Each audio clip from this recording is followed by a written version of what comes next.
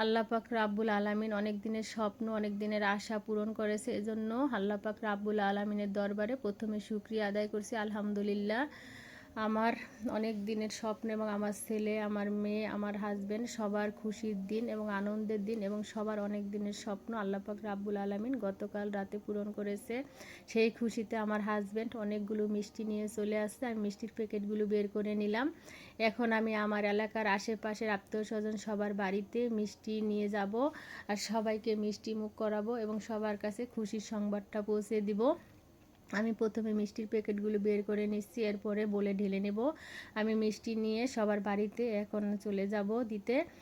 আমার হাজবেন্ড এবং আমার ছেলে কিছুদিন আগে বার কাউন্সিলের এমসিকিউ আর রিটার্ন পরীক্ষায় একসাথে উত্তীর্ণ হয়েছে।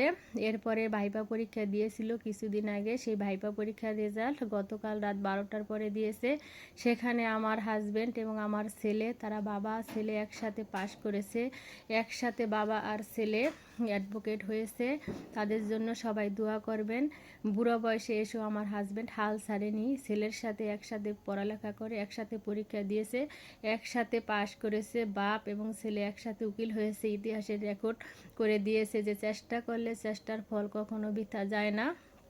আল্লাহ পাক কখনো পরিশ্রমের ফল বিফলে নেন না। আমি আমার বড় ভাবি আর আমার মামিকে নিয়ে আমার এলাকার আশেপাশের বাড়িতে মিষ্টি দেওয়ার জন্য বের হয়ে পড়েছি। এখন আমি সব বাড়িতে মিষ্টি দিয়ে দিব আর সবার বাড়িতে খুশির সংবাদটা পৌঁছে দিব। সবাই তো খুশি হয়েছে, সবার বাড়িতে মিষ্টি দিচ্ছি। আজ সবাই জিজ্ঞেস করতেছে কিসের মিষ্টি। আর সবাইকে বলতেছি যে বাপ আর ছেলে একসাথে অ্যাডভোকেট হয়েছে। সবাই তো শুনে অবাক, এটা কিভাবে সম্ভব? বাপ আর ছেলে একসাথে কিভাবে পরীক্ষা পাশ করে কিভাবে অ্যাডভোকেট হলো?